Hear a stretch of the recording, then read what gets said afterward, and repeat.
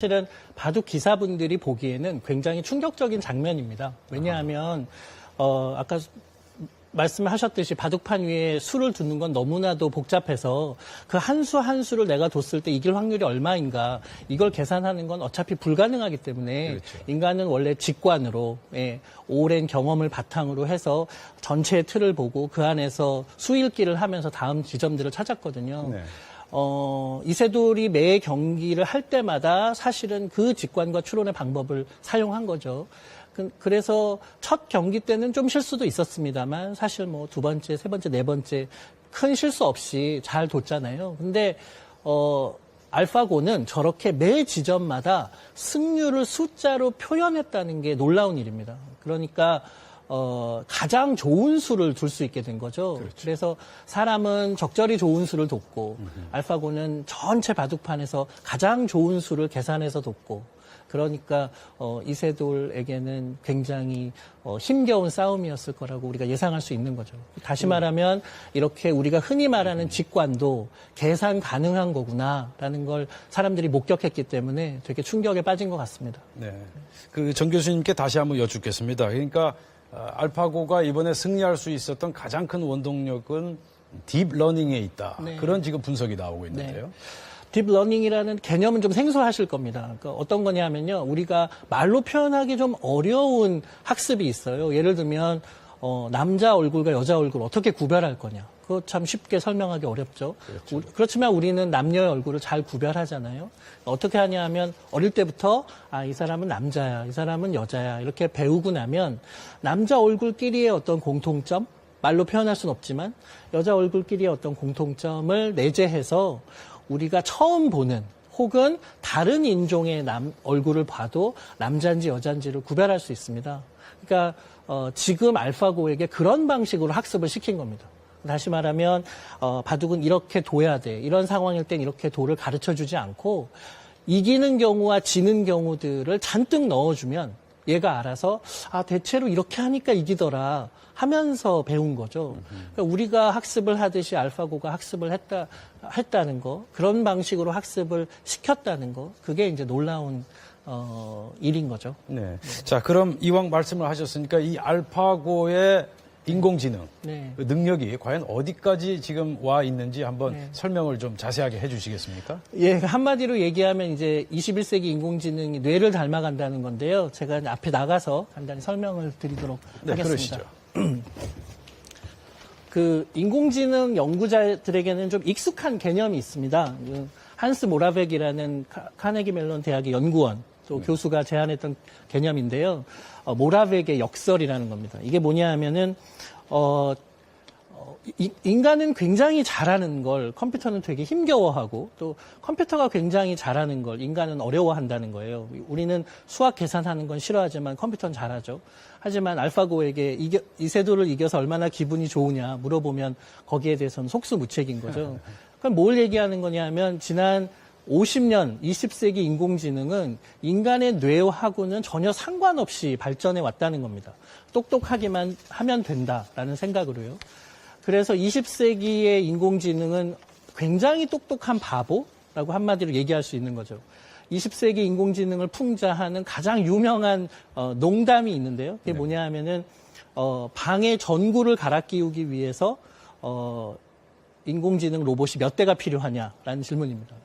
정답이 3대인데 이유가 뭐냐면 한 대는 사다리 위에 올라가서 전구를 잡고 있고 2대의 인공지능 로봇이 사다리를 돌린다. 예. 그러니까 굉장히 간단하게 인간이라면 할 수 있는 일을 굉장히 힘겹고 복잡하게 하더라. 뭐 이런 거죠.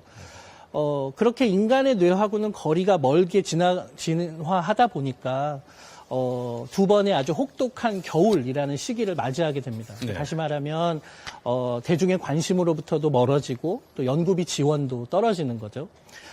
저는 이번 이 구글 알파고와 이세돌의 대결이 우리 사회에 어떤 의미이냐 생각해 보면은 21세기형 인공지능을 온 국민이 경험했다. 그 21세기형 인공지능은 한마디로 얘기하면 인간의 뇌를 닮은 인공지능이라는 겁니다. 예. 아까 이제 딥러닝을 설명해 주셨는데, 많이들 간과하고 있는, 알파고의 내재된 역량 중에 하나가 강화학습 이론이라는 겁니다. 이게 뭐냐 하면, 이제 우리가 흔히 그런 얘기 하죠. 칭찬은 고래도 춤추게 한다. 예. 고래에게 춤을 가르치기 위해서 사실은 칭찬이 도구일 수 있다는 겁니다. 다시 말하면 알파고에게 이렇게 두면은 이겨, 이렇게 두면은 져 하는 방법들을 계속 가르쳐주면 얘가 알아서 승률을 높이는 방식으로 전략을 짜서 경기에 임한다는 거죠.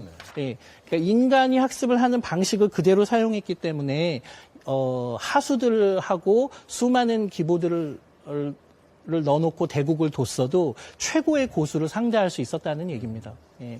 이게 이제 사람들에게 큰 충격을 준 거죠.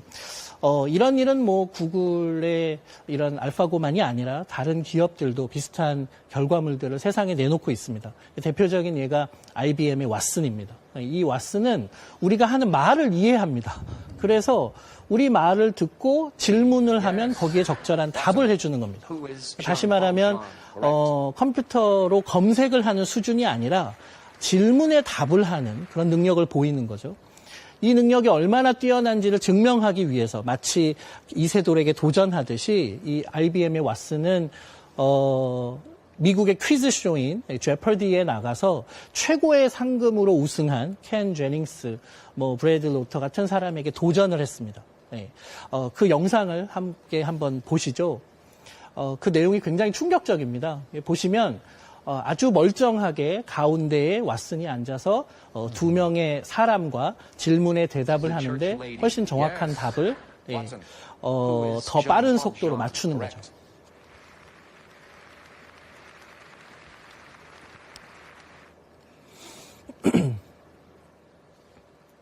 이 IBM이 자연 어를 이해하는, 우리의 말을 이해하는 방식도 인간의 언어를 이해하는 방식을 흉내내고 있습니다. 네. 두 번째 예는 실제로 동물의 신경세포, 뉴런을 이용한 예입니다. 지금 보시는 로봇이 있는데요. 이 로봇은 움직임은 굉장히 더딥니다. 그런데 도마 위에 지저분한 물건들이 있고 쓰레기들이 있고 그 먼지들을 이제 깨끗하게 닦아내는 일을 하고 있는데 좀 느려서 그렇지 자세히 보시면 사람이 평소에 도마를 닦는 모습과 굉장히 유사하다고 느끼실 겁니다.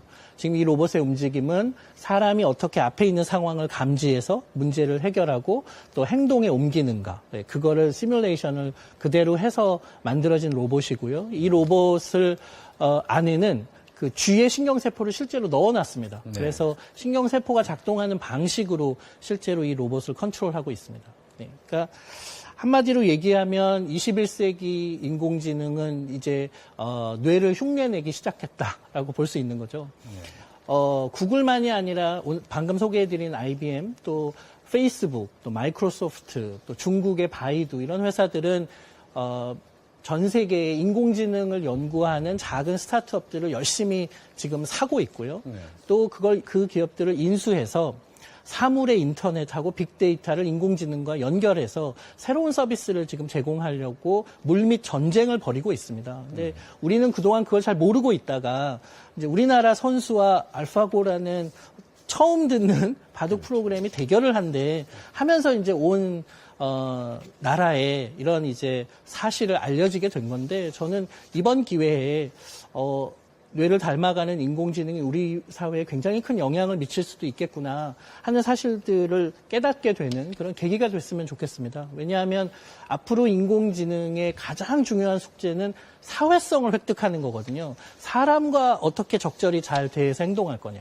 근데 이걸 잘하려면 결국은 사람이 어떤 방식으로 말하고 표현하고 의도를 갖고 그걸 감정적으로 읽어내고 네. 그들과 어떻게 소통할 거냐. 인공지능이 이걸 학습해야 되는데 이걸 잘하려면 결국은 인간을 이해해야 되거든요.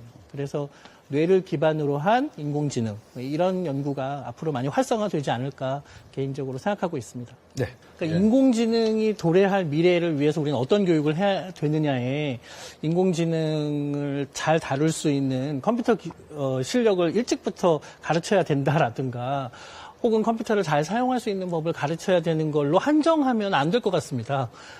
저는 오히려 인간이 앞으로 미래 사회에 어떤 사회적 가치를 갖게 될 거냐. 우리가 지금 가르치고 있는 교육, 다시 말하면 숫자나 언어를 잘 다루고 분석하고 머릿속에 정확하게 암기시키고 이런 교육이야말로 인공지능으로 금방 대체될 수 있는 교육 능력들이거든요. 오히려 인간의 머릿속에 다양한 것들을 넣어주는 그런 이제 창의적인 교육들이 이번 기회에 벌어졌으면 좋겠습니다. 네, 오늘 네 분 패널의 유익한 말씀 잘 들었습니다. 여러분 어떻게 보셨습니까? 인공지능이 체스를 정복하고 퀴즈 왕을 차지한 데 이어 바둑까지 제패하는 데 20년의 세월이 걸렸습니다. 이제 그 진화 속도는 훨씬 빨라질 전망입니다. 이제 앞으로 제2, 제3의 알파고가 어떤 모습으로 우리를 놀라게 할런지 흥미진진한 기대가 모아지고 있습니다. 오늘 100분 토론 여기서 모두 마치겠습니다. 여러분 밤늦게까지 감사합니다.